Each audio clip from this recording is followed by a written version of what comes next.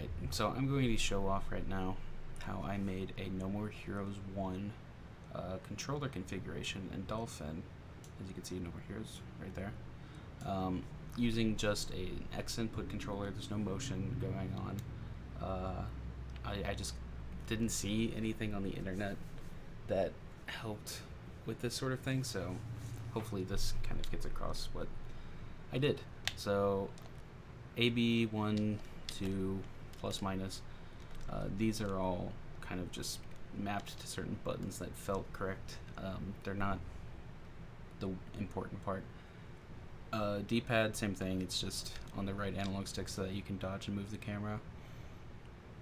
The first kind of weird thing is upright hold. Upright hold is a hotkey in the Wii remote setup that basically makes it so that you can adjust how the virtual Wii remote is being held. So like whether or not it's being facing, like whether or not it's facing towards the screen as if you're using it to point, and then if I hold it, it's upright, so it's like being held like vertically. So this is what I use to switch between low and high attacks for the beam katana. It works out pretty well. It's pretty much binary. I haven't noticed any sort of weird situations where it doesn't interpret that, so that's good. Shake is on north. X and Z are on pad N, which is just up on the D-pad. Y is on pad S, which is down on the D-pad, north and south. If you just kind of gyrate the D-pad back and forth like this, that will be plenty of motion to get the beam katana to charge. Similarly, there's the what is it called? The clashes. I think with clashes you just have to hold this button, which is pad north. You just have to hold that, and then it works out perfectly fine. As far as I can tell, there's nothing weird going on there. So hopefully this works out just fine for that. Swing is the first thing here that is a little weird. I have them all set to the analog stick and trigger L. So if we go through the advanced options, it's right Y and trigger L with this ampersand operator function. This is just very low programming, I guess, to kind of make it so that if you're holding the left trigger, you can use the right analog stick to swing the controller, or virtually swing. If you're not holding it, as you can hear, that doesn't do anything.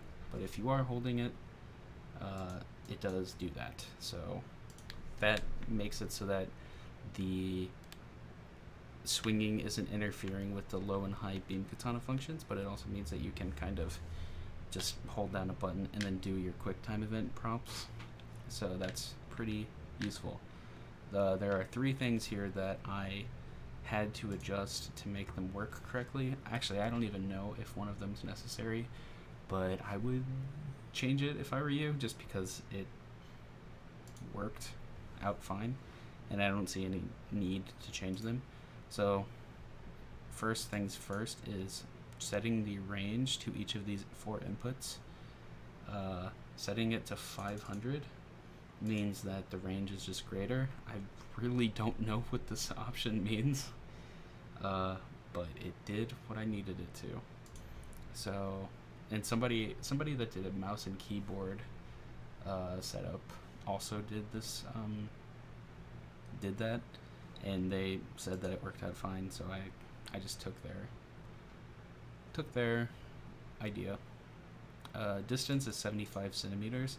I think by default it's 50 centimeters. I just hiked it up a little bit so that this purple circle here is a little bit bigger. If I set it to 50, it's that big, but if I set it to 75, it gets substantially bigger.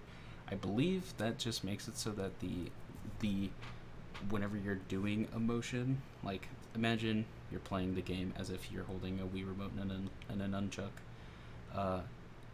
Having a greater distance just means that you're doing a more exaggerated version of that swing, which in No More Hero 1's case, whenever you're throwing somebody or doing the death blows, it doesn't really matter if you have a precise tiny motion or a big motion.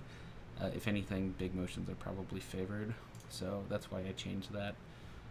Return speed is the other big one. Let me set return speed to its default and show you what happens. So I'm going to hold down the left trigger and do that.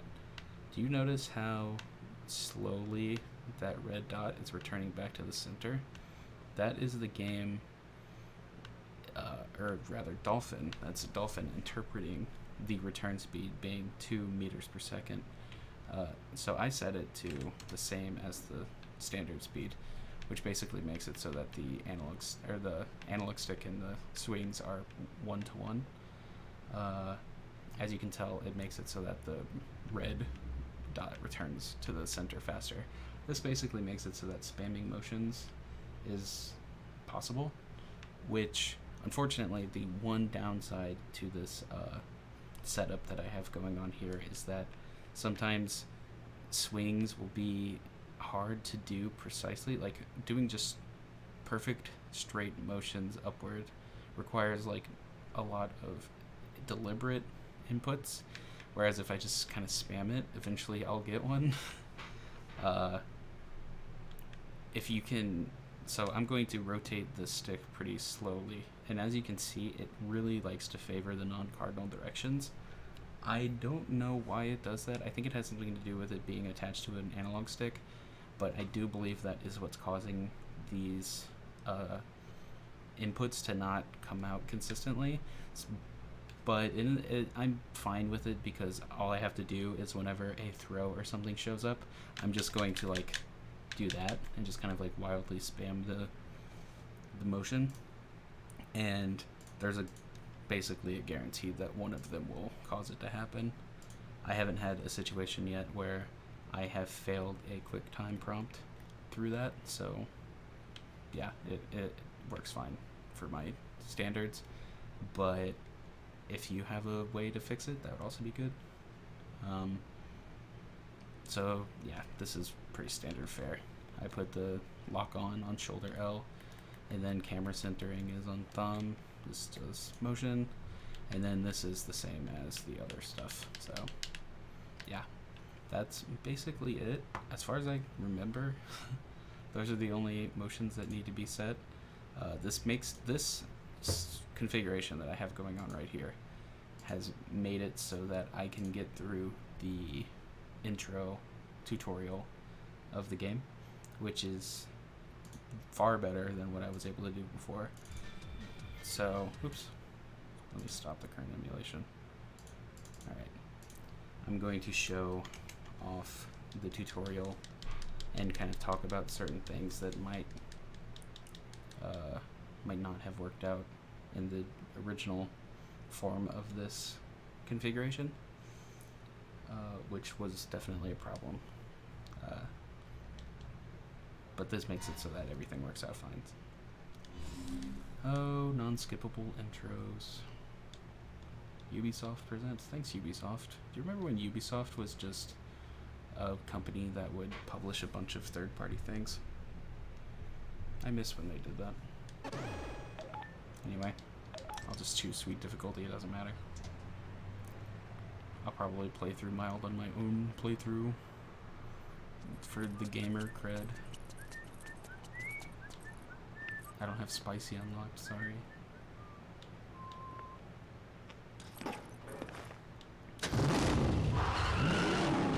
Alright, skip this. Skip this.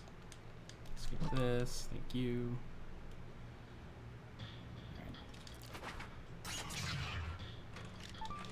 Okay, so the tutorial. As you can see, I can move around, I can dodge. High-low is right trigger. This is just me turning it on and off rapidly. Just gonna hit this guy. I'm gonna hold left trigger and press right. There you go. That worked out perfectly fine. It only took one try too, which is more than some of these other ones have. So This is another thing. I wasn't able to get this working once before, but just wiggle the D-pad and charge up the katana. Locking on. Just gonna lock onto him and let him hit me. Cool. Thanks, guy. Emergency evade.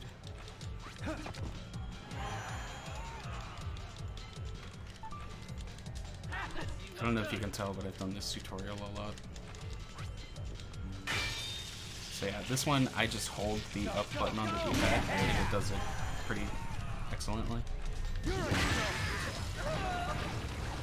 As you can tell, even when I'm holding the left trigger, the camera is moving.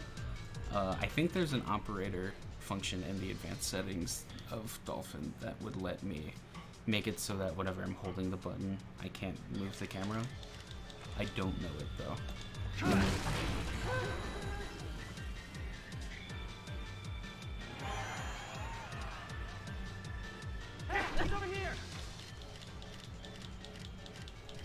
So yeah, having to do high attacks here.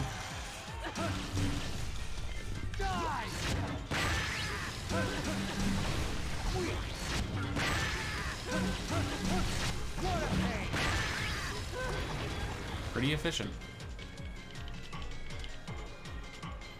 Alright, I'm gonna do this tutorial until I get to the throws, because the throws are the only other thing that I think are weird.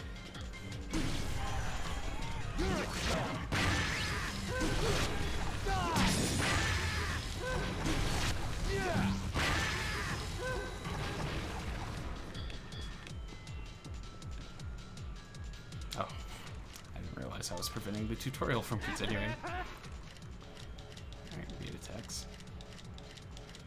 So we're getting close to the throws. The enemy stunned. Kill him.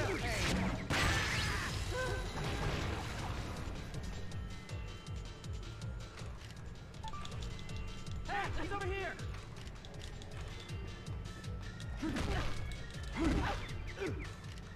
Alright, so as you can see, both of the prompts are now up.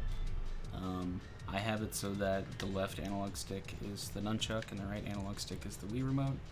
So all I have to do is just follow what's on the screen.